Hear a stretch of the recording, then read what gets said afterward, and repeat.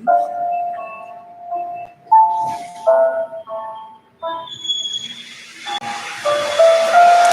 we are about to start our study today, Spiritism Inspiring Lives. And we started with a message from the book, The Way, the Truth, and the Life, by the Spirit Emmanuel, the message entitled, What Are You Looking For? What are you looking for? And turning round and seeing that they were following him, Jesus asked, What are you looking for? John. Life per se is a divine group of experiences. Each separate lifetime offers the individual the benefit of acquiring new knowledge. The acquisition of religious values is the most important of all, because it entails the movement of the soul's decisive illumination towards God. In the inferior game of self-centered interests, people apply the corruption of their sentiments to this divine pursuit, however. Worship places of stone are filled with unjustifiable promises and absurd vows. Many worshippers actually believe that divine providence is a power that can be bribed with promises and favors. Others ask for help from the spirit. The cross of Calvary is a living symbol. Those who desire freedom must obey the supreme designs. Without an inward understanding of Jesus, while going about one's daily chores, the soul will continue to be prisoner to inferior concerns. One mustn't forget the fact that Christ stands at the threshold of all world's places of worship, asking those about to enter, what are you looking for? So we start our meeting with our harmonization. If you wish, we can close our eyes. We started to count down, to bring the focus of our attention to this ambient, which has been prepared by those who anticipated us, those loyal servants of Jesus, who constantly and persistently are in their place and helping all of us. In this moment, maybe think about ourselves, acknowledging that we are all immortal beings, essentially beings of goodness and love, created by God for us to learn to love as we evolve and progress in our journey of evolution. Brothers and sisters in humanity, ourselves and all of those in spirit who are here, in this ambient of light, of love and peace, in this center of education, where we are learning how to educate ourselves according to the greatest wisdom in the universe, which is the love that comes from God, that we all bring within. And in this proposal from personal perspective, as immortal beings, united under the banner of universal fraternity, as learners and students, as we all are of Jesus, and united under his love, we start our studies today. So may we all feel welcome in this ambient of learning where we are, feeling pleased to be here once more under our study, Spiritism Inspiring Lives. Today our topic is mental habits that we will be reflecting about. Our studies, our reflections are based within the immortality of the soul under the theory of reincarnation. In that way, what comes to our minds when we hear the title of our studies today, mental habits? What do we think that we will be learning or reflecting on? Our pattern of thinking. Or pattern of thinking, or belief systems, to see how far we went so far in building our own belief systems, if we need to renew, if we need to upgrade, or where are we? So we start by reflecting. All the reflections are based from the book Libertação do Sofrimento by the Spirit Joana de Angelis. And she starts by saying, under the title Mental Habits, behavior is always the result of a habit that is fixed in the unconscious. It's starting to express itself automatically, becoming to us in this proposal of reflection. What is she trying to communicate to us, or how do we understand it currently? Of course, our understanding also changes as we evolve, but now. I think we could start asking what is a habit. What is a habit? Good. Because And for something to become a habit, you have to do it for a while, and then it will become a behavior, and then it will be unconscious. okay, and when you said perhaps we can start to ask ourselves what is a habit, immediately pop up in my mind, what is a habit under which point of view? What do I mean by that? Are there different ways that we can look at it? How do we develop habits? A habit, you said, is experience that we repeat. Repetition. Yes? How do we do that? So basically you need to do the same act over again until it becomes automatic. Okay, is that based on us as body beings or spiritual beings? Both, I guess. Both. Why? No, you've got habits which your body is addicted to. Maybe wrong, like they say, let's say tobacco. Your body is addicted to tobacco. Let's say different drugs. They will say maybe psychologically you are addicted to that, but not physically. There's a difference. No? Mental habits. The mentality, is it rooted on the biology or on the psychology of the being? Both. Huh? They're connected. I would say if we take into consideration that matter is the instrument of the spirit, is it right to say that it is in the spirit? It is us on the psychological level, because the matter without the spirit is nothing, isn't it? Cannot function.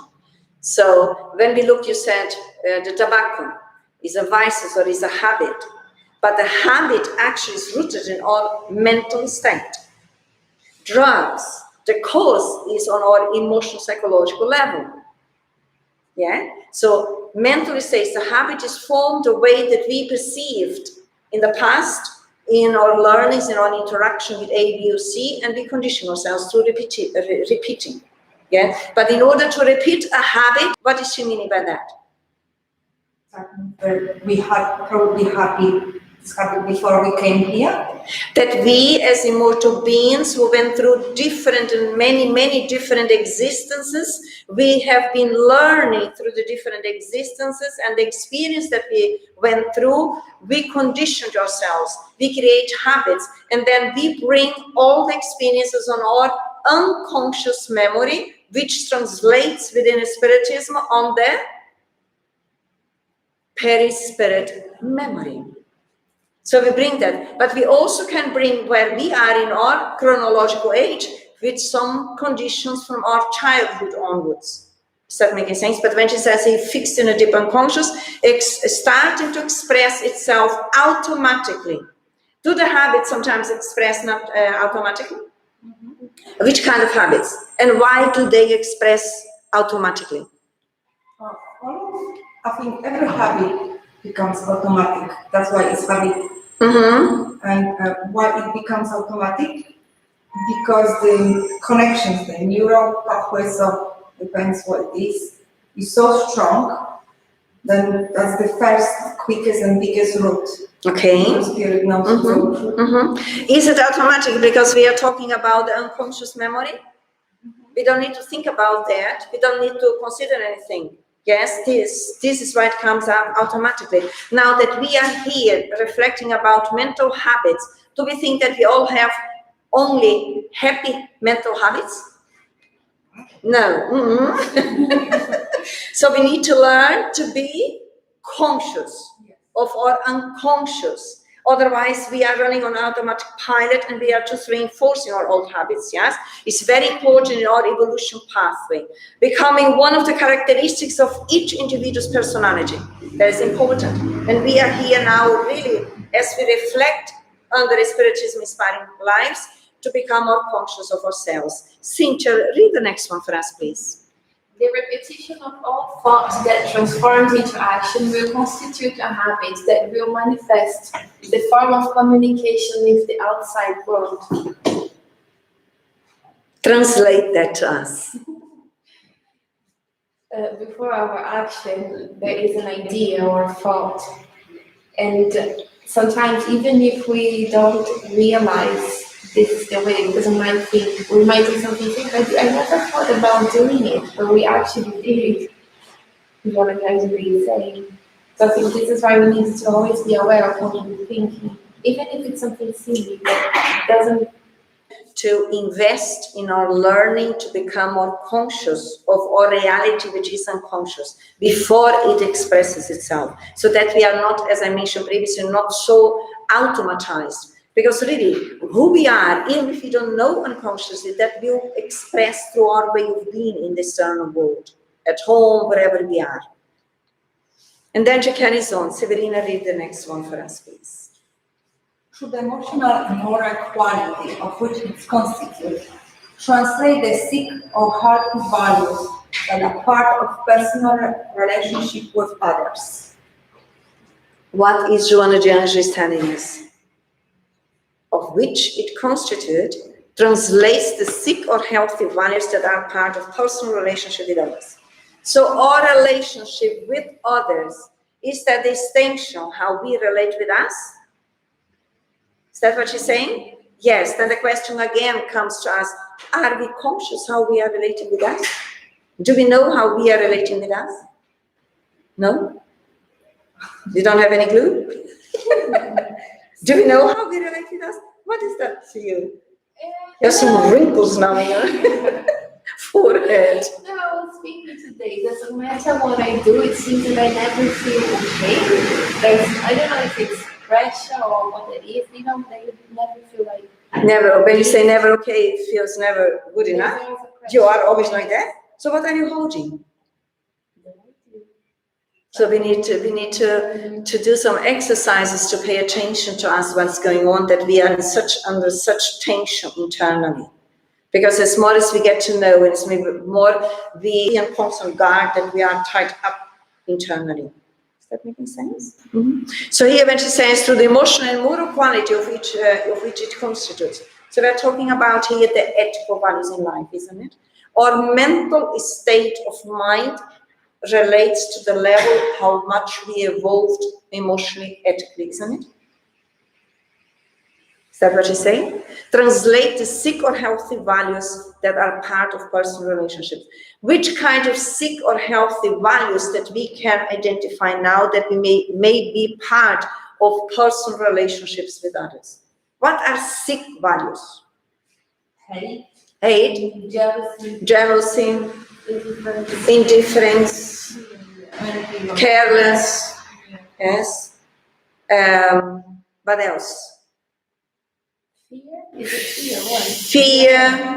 Fear, insecurity sometimes, yes, because all of those values, they come from our limitations that we bring within and how we conditioned ourselves throughout centuries. And again, we need to be charitable with ourselves because we are coming all from a materialistic perspective, which was very trained in a selfish way. Now we are upgrading ourselves on that. So each time when we notice the sick elements within us, then we do participate actively to re-educate ourselves in a loving way. And what are healthy values that we already are familiar with? Respect. Develop self-respect, develop respect towards others. What else? Love. Love, what do you understand by love? Caring. Caring. Sharing. Caring, sharing. Okay. Which other healthy values? Consideration, tolerance, developing the ability to be more fraternal with each other. Patient, yes, for sure. Forgiving, to be more indulgent, to be more benevolent, to be more responsible for us and others. To be humble, that's very good. We are all looking here, but we forgot the basis, yeah. Good that you start to. Yes, learning to be humble, that will do great good to us. Because as more as we learn to be humble, more we free ourselves within. Because humbleness is different what we learned in the old days in the past existences. Humbleness was weaknesses. Now we are learning that humbleness is really the inner strength that ground us within the natural laws. We are already valuable beings. We don't need to pretend to be who we are not. So it's almost like exercising the ability to be healthier, more forgiving. And then Joanna goes on, moving from one to another existence, these habits are increasingly strengthened, presenting themselves as tendencies and impulses that lead their possessor with submission. What is she intending to teach us here? Here she is very clear when she says moving from one to another existence, she is referring to the theory of reincarnation. That would not make sense for those who don't believe in the law of reincarnation. But within Spiritism, we come from the basis of the law of reincarnation, that we are immortal beings, we have one life and many, many, many different existences. So the habits that we created or bring from our unconscious level or perispiritual memory, we can now change them, or we are reinforcing them, or we are learning new ones, isn't it? It's strengthened. Which values, which habits would we freely choose to strengthen in this existence? No, the one will feed, like the good ones. The virtuous one, the old habits that are based, rooted on the virtues. Because those are the immortal values. They are the universal values. So as more as we strengthen from existence to existence, greater we become in them, be part of our individuality. So we can get to a point with certain habits in one existence where we will not be able to stop it completely, but just to lessen it to a certain extent. For example, let's say with alcohol, it might be so intense that we will not be able to stop with it completely. For some, perhaps that is the case. For many, because we have, as far as we study, as spirits, we bring the free will within. And if we stimulate the free will, we can do any change that we want. So it depends pretty much how willing the spirit is to give up. Because we need to come to terms, if I choose to heal myself from alcohol, I need to learn to let go. Is that making sense? But in other values as well, like when we talk about learn to be humble, no one of us here in this existence will be completely humble. That is part of being perfect. But we can actualize and strengthen ourselves in becoming more humble, in becoming more tolerant, and becoming more kinder, or whatever it is. But still, there's a long journey to go. So in terms of the example that you give are so many, it depends pretty much where the spirit is and how much we are willing to give up, how much we are willing to really shift our belief systems. I know lots of people who are willing so much, but they don't have the strength. The question would be, Severina, to ask them, which we always do, if the person or if I want really, really to give up alcohol, for instance, and I'm really saying that I really want to do it, the question within Spiritism is, from which dimension do I choose to give up? What do you mean? We have different dimensions where we need to compromise ourselves with.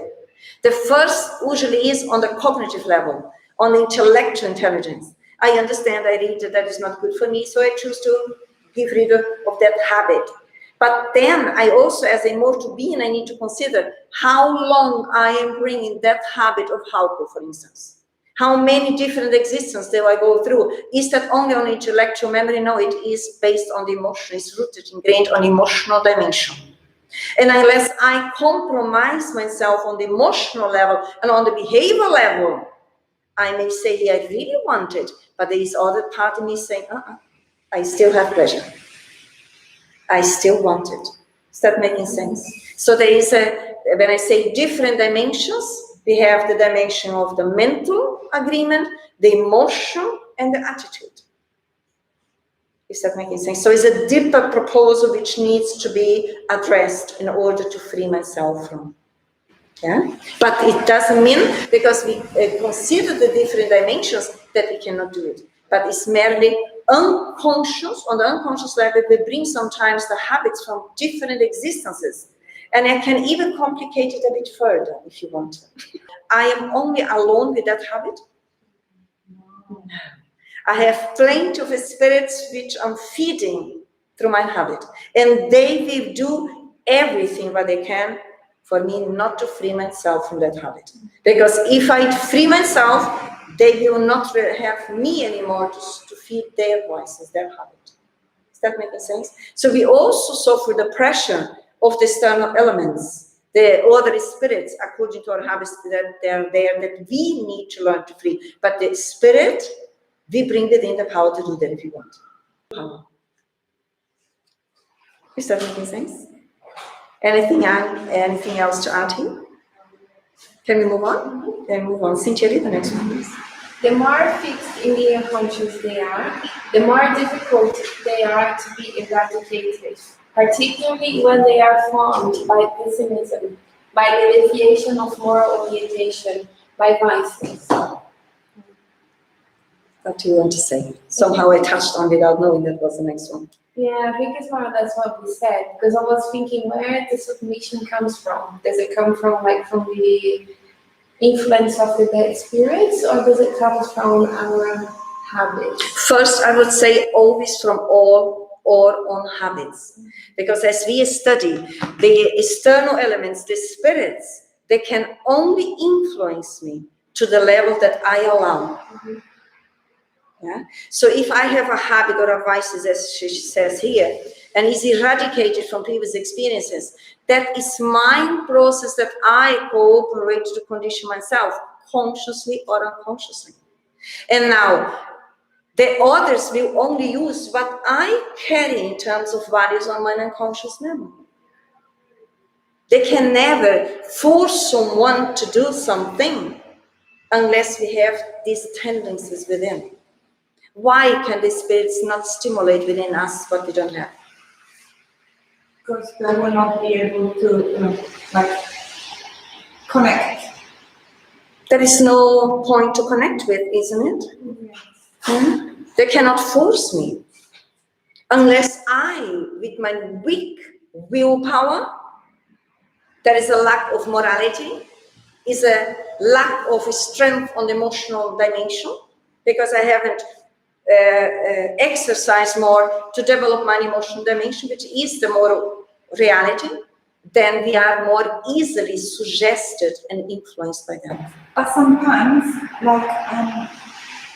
let's say in Poland, where there's lots of alcohol, we will not be taught about, maybe now, but let's say 30, 40 years ago, we will not be taught about immoral. It was just part of the culture, and it was normal. And whoever was drinking it and started, let's say my dad was the director of Institute of Culture of Studies of Poland. And it was impossible for him not to drink, because when you go to delegations and you talk even to different countries, politicians, alcohol was there. Mm-hmm. So he got subject to that, but because of... Yes, we all come within different cultures, different families, different values, but not necessarily that we need to follow the cultures. But I do understand where you're coming from. As spirits who are evolving, anything what is part of the cultural system or family system, that will vanish throughout time. Everything but is not in accordance to the natural laws. And of course, it's more backwards, more ignorant all of us were in relation to how that impact us. And more dependable we are into doing what everybody's doing. But as more as we evolve, we also have now scientific evidence these days, the effects in a negative way the alcohol can do on the physical body, even not consider that we are spirits. But now, as more as we carry on beyond the physicality, we also realize the negative impact that has on the soul, on the perispirit, and the consequences that that brings in a short, medium, or long term. And in that way, also, how much spirits we attract to us when we actually should be the ones who should free ourselves from those habits so that we can help to free them as well. So when the spirit is, let's say, put in an environment on planet Earth, when it's surrounded by this Conditions. Conditions, is it there to be tested to see if he can say no? Yes, yes, all of us. We are here talking only about alcohol. It is learning because we need to be in the right environment, depending to what we are learning, for us to learn to say yes to us and no to what is cultural, what is in the biological body, but on the perispirit as well. There is a saying for those who sometimes came in order to free themselves from drugs. They may be born into these places.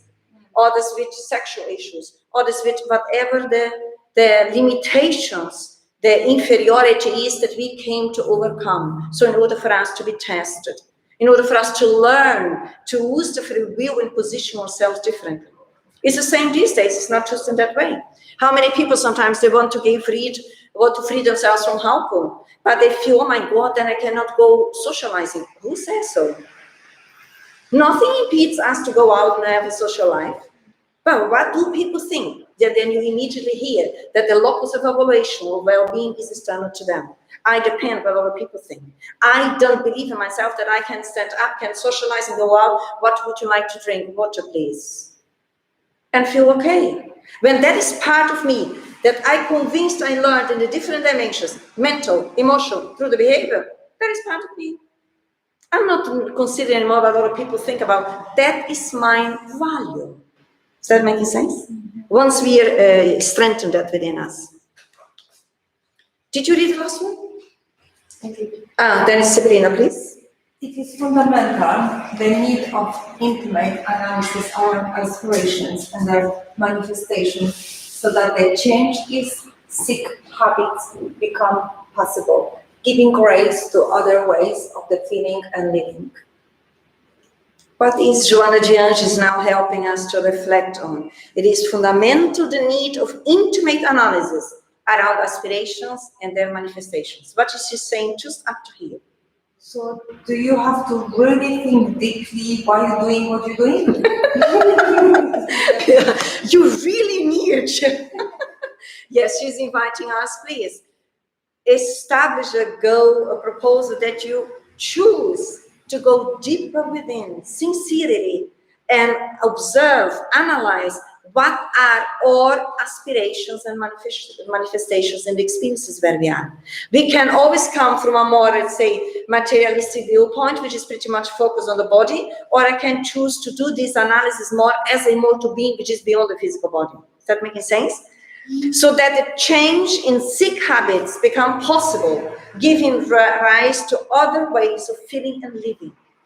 So what she's telling here, hey guys, observe how you're analyzing your habits.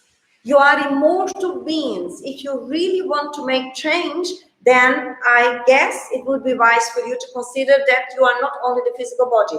So although whatever is allowed here in the physical body, if that is not good for me as a immortal being, I'm damaging my perispirit, then it would be wise for me to change. Is that making sense? So when we look at developing new habits, in other words, thinking correctly within the standards of balance should be the most effective manner to achieve peace, the well-being during the physical trajectory on Earth. What is she suggesting here for us? What is, the first question that comes to me is, what does Joana de Anjos mean when she says thinking correctly? Because sometimes, especially people who go habits and want to give up, let's say the other spirits which we feed into our habits, they will persuade us and give us a million very good arguments to carry on. The devices. you can say like, if you do that, the action's going to be better, and you persuade yourself that, you know what, is right. And that's why we say within the standard of balance, because otherwise we are off balance when we think that we, let's say, do something against the universal law, like drinking or smoking, and it's going to be actually good. But Here comes the standards. here comes the standards which you like, yes. Parameters, standards. I think she said before about pessimism, and now she says thinking correctly. And when you're talking about mental habits, I think we have to be aware of what we think. Is it what am I Each perspective, isn't it? Good. So if it is from a perspective as a immortal being, then surely we will actualize what we need to do, change the mental habits. We may say sometimes, as Severina said, oh my God, but it is so difficult to overcome A, B, or C, whatever. When we study within Spiritism, is that so? It's hard work. It's hard It's hard work. Everything's hard work. I mean, when she says thinking correctly, is that because we have a choice, everything. So, and to think correctly involves thinking, which is hard work, and being conscious of what I'm thinking, what I'm feeling constantly. And like it was rightly said, we'll be influenced by others if we choose not to do that hard work. So in the end, it becomes more hard work if we don't do it anyway.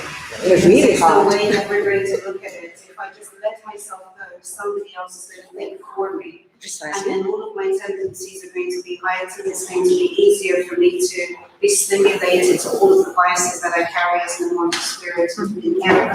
But if I do the hard work continuously, trying to bring in prayer, trying to bring in meditation, trying to bring in breathing exercises, trying to bring in just reflecting on why is it that I'm feeling this way? Because sometimes it goes straight to the feelings, and we have no idea why we're feeling that way. Then we'll go through that process of thinking correctly, we're able to adjust. Otherwise, it does become really difficult. Very, very challenging.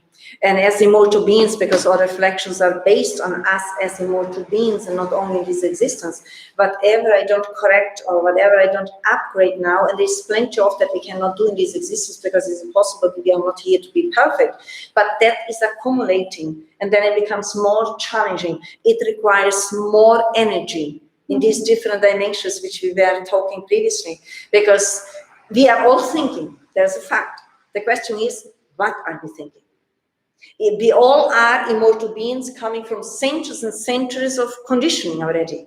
We all bring the unconscious, which is bigger than the conscious, as Jung said. So we all have plenty of thinking going on, aware or not. So we need to train ourselves. And as more as we choose to do that in a loving way, which is not permissive way, but using the free will, training the free will in a spontaneous way to become more conscious, more responsible, then the hard heart becomes lessened, because we diminish the pressure internally. And as more as we engage freely, willingly to take care of us and to do that work, it also becomes easier, because we will learn to become more independent of our own habits on the unconscious level.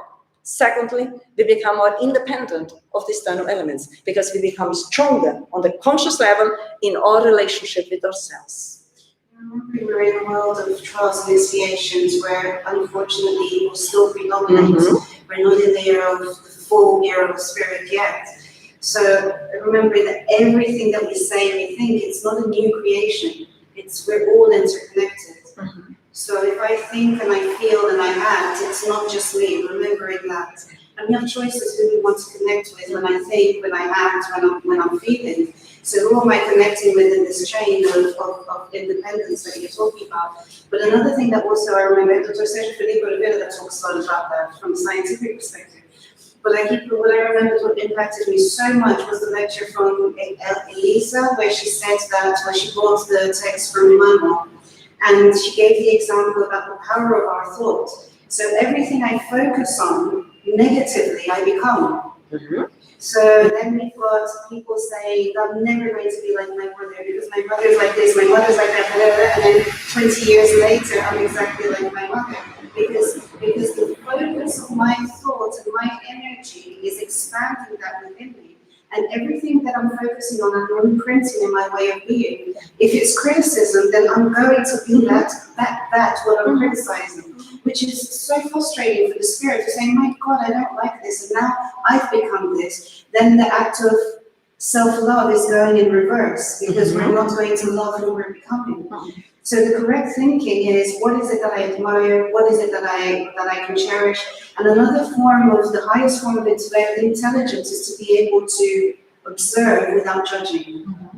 And if we're able to work on that, observing without judging and extracting the best and seeing how we can improve ourselves, then we'll be working towards that thinking correctly for a better mental health. Yes, while we are on the way on earth, in this short time, which is one existence. But when we train in that way, we are potentializing ourselves, we are becoming stronger mentally. And I repeat again, more independent from our own shadows, and second, that is a consequence of that assertive move, more independent of the spirits who are with us. We are educating ourselves, and we allow others also to follow that if they want to, because no one can oblige anyone. Because I come back just a little bit, please. Because she says, with the standards of balance, should be the most effective manner to achieve peace. And we're constantly asking the question, how can I get this peace? How? And the answer is there. Why do we still ask so much about how? Because when we talk about mental habits, what is that coming to us? Because we have been conditioned ourselves, conscious or unconscious, that the peace would come from the outside. And Joanna Genesis here is referring to the inside. Because really, peace is a consequence of our own harmonization on the mental level according to the universal values. Is that making sense? It's really helping us to potentialize ourselves within. Is that okay? Then we move on to the next. And read it, please, for us. Human intelligence is little explored by most of individuals.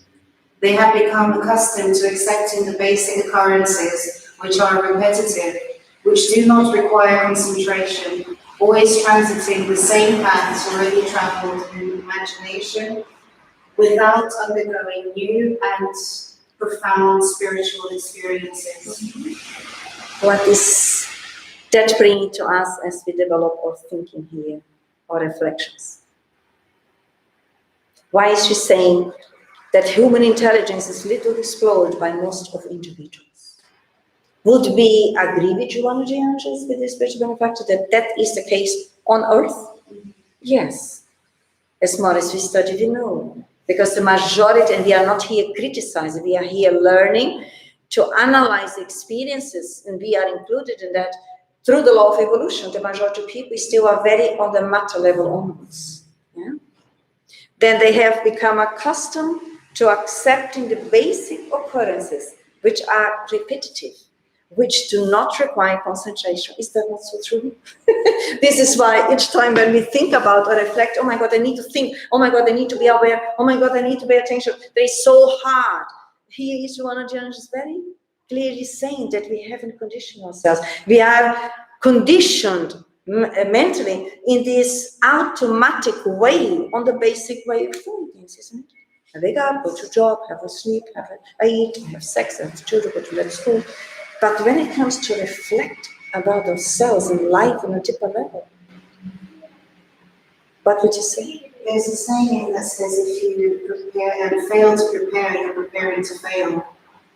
And when we're looking at the immortal spirit, we're preparing ourselves, because we're preparing ourselves for where we're becoming. And this preparation comes from realizing that there's certain things that have become repetitive at. So even if it's things that we watch, the things that we say, it's ideas, it's concepts, it's feelings, it's the way that we eat, and without realizing the repetitions that are unhealthy, then it's as if we're not preparing, isn't it? It's almost like as we are driven by our unconscious mental habits, which we are not aware, and we are not stretching ourselves to go beyond what we condition ourselves. Is that making sense? We can even look in our existence, because getting to a certain stage in life, in your chronological age, then there are some advantages. When we look back 5 years or 10 years back, can we now see here that we changed in certain things and certain values or not?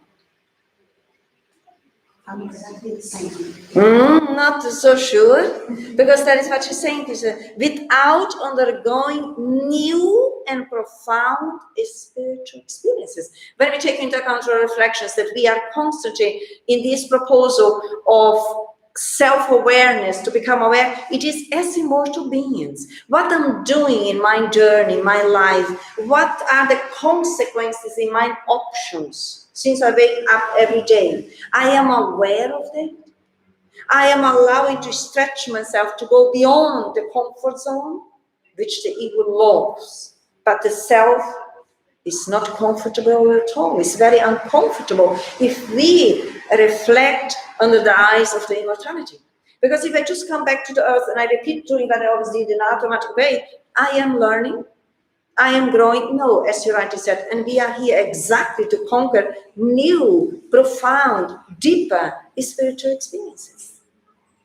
And habits, I mean, like mental habits, it's the root of all habits. Of all habits. It's Of everything of us. every single thing is a mental habit. Or emotional responses. And the choices we make to modify those habits, they can be, all of them can be successful if we're realistic with ourselves. If you are honest. Precisely, if it would be, as we mentioned previously, if we learn to be humble.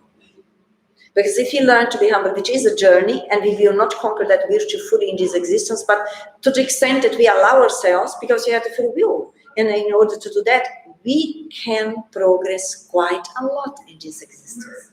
It's not because we consider, well, it's one existence, it's such a short time. It is a short time if we consider the immortality, but yet we can progress a lot if we choose to do that. If we choose to are presented, because the universe is really favoring our evolution. I don't know what happens with you, but constantly is presented the tests. And then either we go back and we hide on how we engage in life from a more materialistic way, or safety is based on having things, or we say, well, this time I will break through and I will learn to survive in a different way. Because I, as an immortal being, have the need to put myself outside the comfort zone. Because I will only feel safer once I put myself in a different experience. Is that making sense? Because safety, security does not come from having things. It comes from how much we allow to walk within the flow of the real life. Really, we need to. It's breaking barriers. Precisely. The examples come as mainly relationships. Limited they are to breaking that barrier. Oh, I can't deal with that person. I just can't. Don't make me. I don't want to. I can't deal with that situation. Well, actually, we can. Why? What can we do? Because we're potential Christs. Yeah, they are children of God. Children of God, so we are capable of doing that, but it's modifying that can to can with a positive attitude. What needs to happen? Because that can apply to all of us. Yeah. So what needs to happen here? When we say in different mental disturbances, because there are different degrees, as many spirits are on earth, what do we need to address in order to believe in ourselves that we can do that? What do we need to face? Our shadow. Within, or shadows. Our shadow. Would I be right in following your thinking then, that it is all defense mechanisms? Because when we as immortal beings say, I cannot do that, that is a lie that we carry within. And it's one of the angels in other books that comes and brings light to our own shadows, saying that each time when we say, I cannot do that, deep on our unconscious level, we do have a defense mechanism, how I don't want to. Because I still, on the egoistic level, have pleasure in that. Because if I say I can, I need to let go the victimization and whatever it was. I need to take responsibility. And yet in that state of mind, in that, let's say, in that limited state of mind, we cannot see, or we haven't learned that the responsibility is internal autonomy that we have in relation to us. Is that making sense? And as more as we gradually break through, we can do really what we want here to change that, most of things. But if it doesn't happen in this existence, it will happen in the next one. But it is, we are dealing with the defense mechanisms. Because if I say, it's easier to say for the child, the immature me, that I cannot do that, because then the other people are responsible, or leave me alone, I don't want to move. I don't need to do much about complaining. But if I say, well, I will allow myself to go beyond, I am so far. I may not know what to do, and if that is the case is okay, then I ask someone around me, well, I really find it difficult to relate with someone. How can I help myself to ease up on that? When we enter in that therapeutic approach, be sure the universe will present plenty of people, situations that will run in our aid and help us. Questions, if we're open to knowing that we don't know. I remember there was a day I came to study, and I was thinking about choices, and we were talking about choices, and the answer that I was given I wasn't satisfied with it. And I was just thinking about that. And then a little while later, I was watching this lecture, listening to this is that, and the answer came naturally, organically. And I was like, that's what I wanted to know. So I think everything works in favor of our growth. Remember, within Spiritism, the responsibility is to internal autonomy. I want to go beyond. Or spiritual benefactors that come in our aim. They inspire us, they help us, they guide us, they present someone in front of us. Or if we read a book, or if we listen to a lecture, that, now we are not alone. So here we are, human intelligence. Now the next one. Would you like to read that for us, please? When the usual thoughts are accepted, a subtle or resistant impediment is placed, which does not allow the intelligence to be achieved, which is known by the lack of use, impeding the ability to reason and express in new ways. Would you like to comment? What came to us when we read or when we heard, as we continue to develop our reflections in relation? It's there. You can't tell, but it's there, definitely hidden. Resistant impediment is placed. And that's the influences, like it was mentioned. It's the connections that we create. And it feels like it's more of an energetic subtleness, which isn't very subtle, because you can notice it. I was still thinking when you were talking, a subtle but resistant impediment in place. We are on the journey of learning to restructure ourselves, to renew us, to re-edit our own history. When as we carry on learning and choose now to implement, to incorporate the new way of thinking, is that always easy? Are we not constantly fighting with the unconscious forces of what has been conditioned? And sometimes plus what comes from other spirits, because we are all under this influence. So what do we need to do here then? When we say the subtle resistance, I wonder which kind of elements could those be that are holding us back or making it a bit more challenging, especially in the initial phase? Laziness, yes, could be. Moral laziness, we could even say that. Procrastination, because the laziness, if you translate that in an energetic level, is really stagnation, isn't it? It's heavy. What else? But also, what other aspects could be resisting us? That we feel sometimes that we say they are not strong enough to do that. Fear or lack of self-belief. Fear of not being able to do it? Yeah, So limited belief system, which is not true. Because again, for us, we are immortal beings, we are children of God, we bring the greatest power in the universe, which is the love of God within, but is awaiting us to exercise that. It's really interesting, because if we look at laziness and fear, they're mental states, and they're unreal mental states. Like tiredness, it really imprinted with me. 12 years ago, so like, to be tired is a mental state, because when we're doing what we love, we don't get tired. Yes, but it's interesting what you said previously, and that makes the connection now. It is a mental state, but as more as I say to myself and thinking, I'm saying it, I'm impregnating my emotional dimension. And then later on, when I start to stop to be tired, I need to restructure my belief systems in the heaviness that I bring on the emotional dimension. I need to carry with me when I go on the new behavior. Is that making sense? But as more as I then act on the mental level and on the behavior, then we are actualizing the energetic field on the emotional level. Then it becomes lighter. Is that okay? Then she carries on saying, no one can live without thinking. Even when he finds himself in an outer state of consciousness, being his thoughts disturbing, disconnected, devoid of meaning. Sometimes they say, oh my God, I don't want to think anymore. Can we do that? We try. We try. How do we try to do that? We numb ourselves, isn't it? We just go to sleep. Go under the duvet. Does it help? Sort it out. We come out of the duvet sooner or later and we have all the same plus.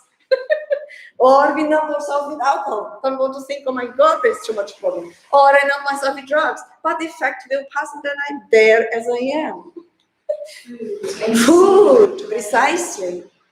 Precisely. Shopping. How much we...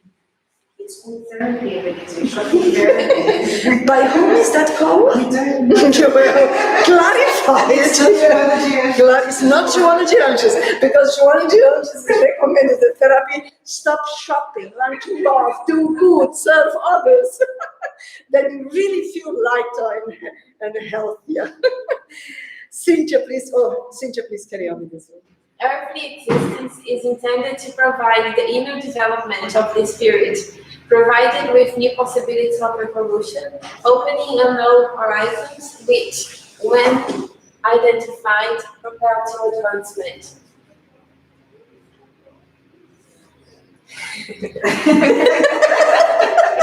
We are here to hear.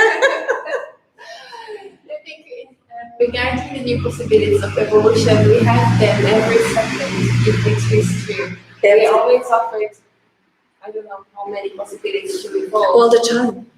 As small as we become aware, it requires consciousness. But the reality is that all the time, all of us are granted the possibility to live. All the time. Think about it. Does that make sense? No, even when I'm sleeping, no, yes, I am, because I'm a mortal being, only the physical body sleeps, I still can carry on learning and doing good. Yeah? But all the time. Well, I don't have anyone to relate with. Yes, you do. Relate with yourself. We always have ways. So, Severina, please carry on for us. Nevertheless, for this to become possible, it is essential to renew ideas, to coexistence with healthy people, with elevated thinking, not connect with the resources we have already acquired. So what is Joanna She's helping us to empower us With elevated thinking, because we all want to be with healthier people and with elevated thinking. But how about being the healthy person with the elevated thinking? What's with that? How about? Being the person that is healthy and has elevated thinking. Not to be with, but just be. Yeah, because it's easy for us to say, because as children, we always want the best for us. But what about us being the best for others? Modifying and being that person that people come to, rather than always seeking to be the one that's seeking them. And that's a lot of materialism. The materialistic perspective is about, be with the wealthy, be with the healthy, be with them, but they never becoming yourself and leading. So, of course, I'm sure that's not what John is saying. It's just the reflection. So what is she saying? What she's saying is to really elevate ourselves to have the affinity with this sort of connection. Because it's all about creating affinity and building ourselves. And it's something that we conquer It isn't something that just happens, oh, you're so lucky you have great friends. No, actually, we worked really hard to become a little bit better, to be able to be valued and to value and to be able to get to that point. So it's that inner work with yourself to seek the coexistence with health, with better thinking, with better ideas, eliminating gossip, eliminating judgment, eliminating greed, laziness. Yes, but still for us to do that, we also are selecting where we want to be. For instance, for us to be here, are we not choosing to be amongst each other? We are thinking, reflecting to renew ourselves and to improve ourselves, to learn something that potentialize ourselves, although we are all still ill souls, let's put it like that. Because there's so many sick people around it, and if we try to isolate ourselves and No, only that with is the not. healthy, it's not fair. That is not a way forward, because we become healthier as ill souls as we all are in choosing to get out of the selfish way, which is just looking about me and mine, and to relate, to engage in real life experiences. Because in connection with the shortcomings of others, they are doing me a favor to be aware of my own. And they are granting me the possibility, if I choose, to overcome my own. And in that way, we are really becoming healthier. To be inspired to situation. Be okay? To be inspired. Yeah, precisely. Precisely. Precisely is very important. You can choose, for instance, to walk in a park. I can choose to be in a place and having drugs. It's an option with whom I am, making choices. I lost myself. I don't know who is it. Is it you? It's you now, yeah? Yeah, I lost myself. Through affinities, people are attracted to common interests, moving around what is easier without the efforts to reach more challenging levels. That is really, I find when I was studying at home and reflecting, that's really profound if you consider these days, isn't it? It's easy to move around with a collective, doing what everybody does, and then they come home and they are empty internally. Is that making sense? And the invitation is to improve the collective. Is to improve the collective as a consequence of our own self-improvement in the different choices that we opt for ourselves. Moving around what is easier. What is easy these days on life, on earth? What is easy to do what everyone does? We are definitely not there anymore, yeah?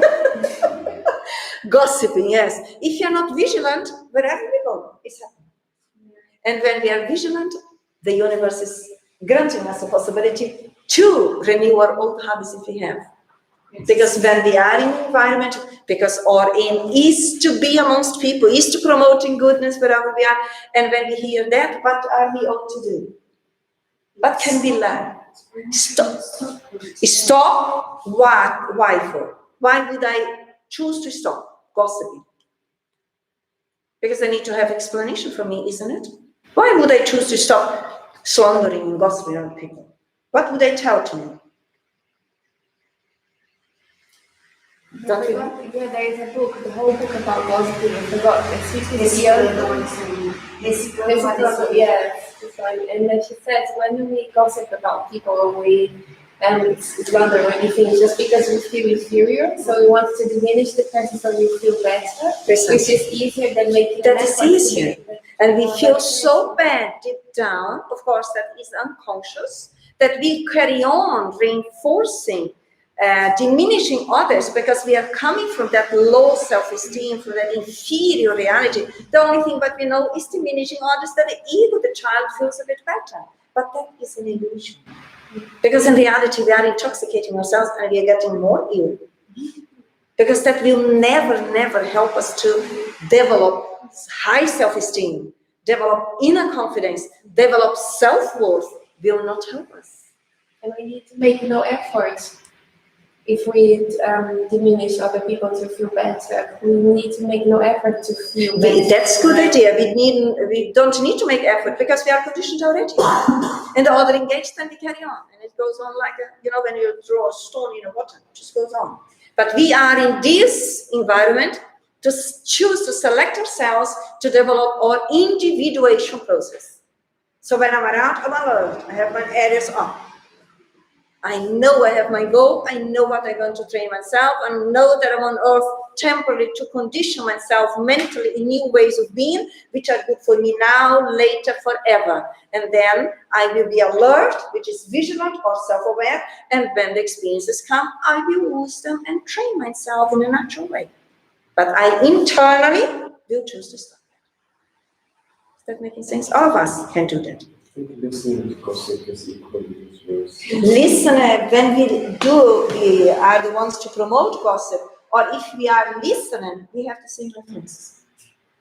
There is the pleasure. The only difference is that one is expressing it through verbal communication, the other is internally communicating with that. What here on earth exactly to take care of us. Because when we say that the purpose on earth is to evolve, then the purpose on earth is to learn to love ourselves. These are mechanisms of lack of self-love. It's lack of self-love. Here we are, finished here, yes? Okay. Then the next one. I lost myself. Is this you? It's your turn. They are content with the little already acquired and therefore remain in the vicious circles of problems and agitations, but always embarrassed by the same disturbing emotions. Would you like to comment? People are complaining on their attitude. So they need to Yes.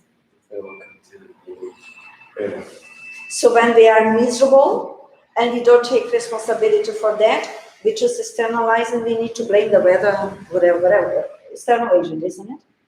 But again, in that way, we are reinforcing our unhealthy mental habits.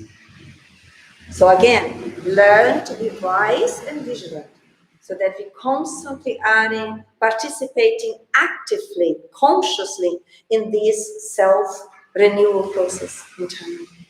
Because it brings consequences in our existences. And then sometimes you have to talk about things. The point is internalize everything you feel.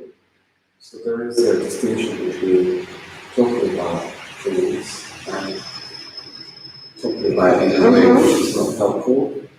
What is the difference? This is the intention. The intentions. The intentions. We can come from a state of mind pretty much on the ego level, the inner child, the victim, and then the intentions are things, let's say, enlightenment that helps me to promote myself. So the intention is what is behind that. Because it's not healthy to keep things inside. No, sometimes we need to put it out. Not always, because those spirits who are much more evolved, they sort themselves out internally. But as we are in this stage that we still need, we can seek therapy, we can seek a friend, we can seek anyone that we trust, we can seek for help on that. As long as the intention is not to put myself in this enclosed inner circle. The intention ought to be in an open mind. What can I learn? I don't know. I'm in this situation. Is there something that you know that I can help? Because again, then I'm in the learning position, as a learner, not as a victim. Then she carries on saying, starting the effort to think idealistically, elaborating formulas for the liberation of existential commonplaces. Resistance is acquired for more advanced attempts, so that the most challenging goals are reached without almost realizing it. What is Joana de Angelis inspiring us here? Do we like to make efforts to grow spiritually? Well, maybe as well, research is the easiest, quickest way. Sorry, I didn't get that. Maybe we do, but still, automatically the brain goes for the easiest, more convenient way. Okay, the brain. Okay? The spirit is the brain. Yes, good. And so she's saying to be more conscious of, try to think a little bit better, even if you are not. And in my case, it helped me knowing that I'm influenced by. I keep saying I don't want to think bad about other person. I don't want. So you have the negation and affirmation.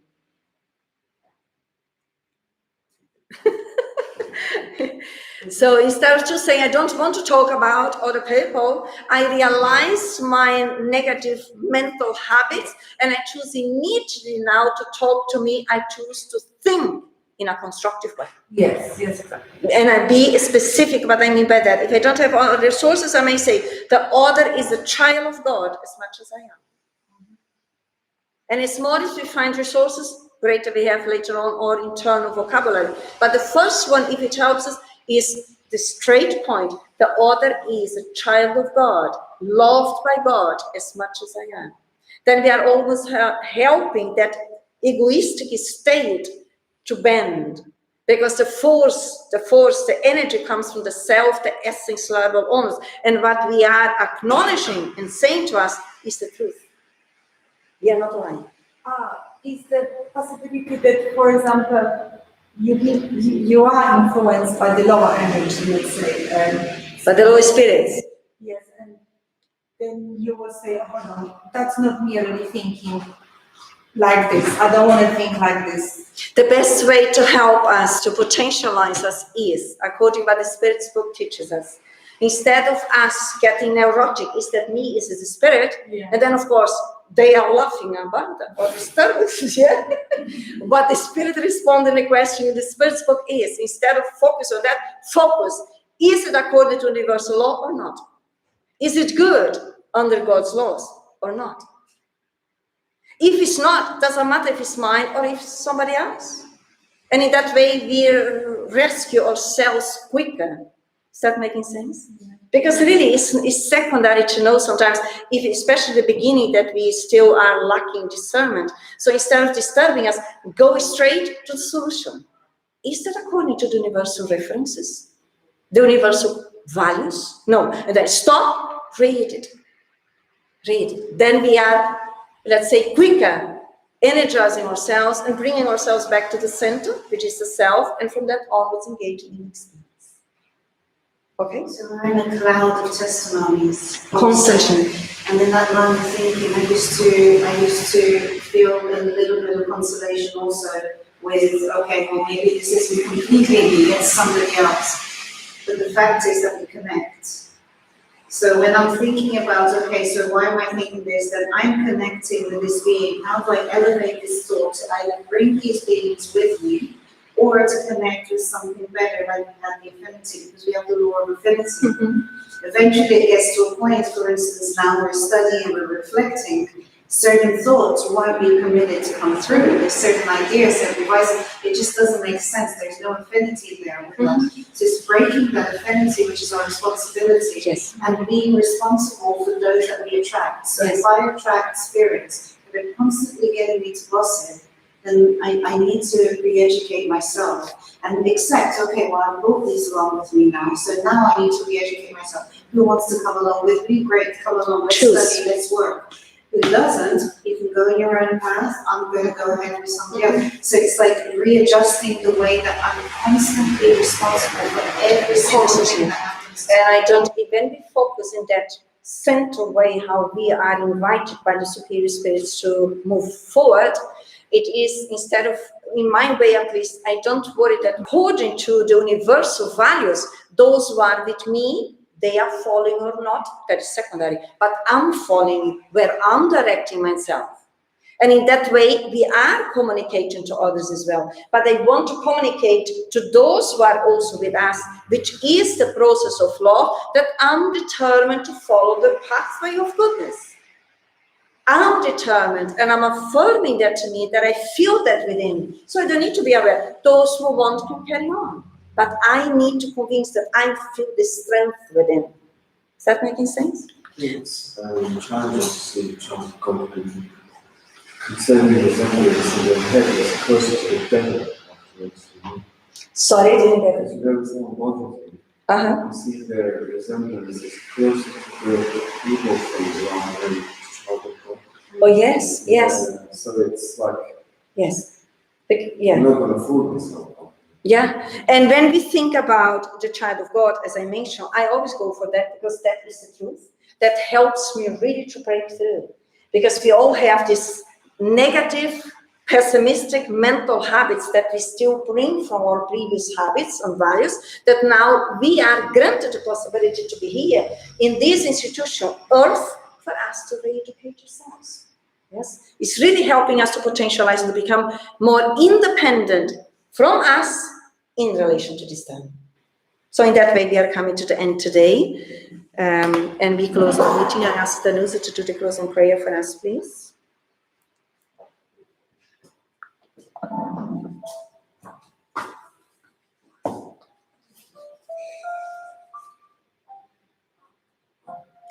Dear Lord, Heavenly Father, friends, thank you for these moments.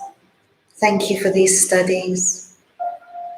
May our thoughts and our habits, may everything that we do influence those positively around us. May we feel motivated to spread goodness, to spread light, to spread kindness. Thank you for these moments and the benefactors who assist us in our studies. Thank you, Jesus. Wishing you a good week, and hopefully we are together next week once more. Much peace.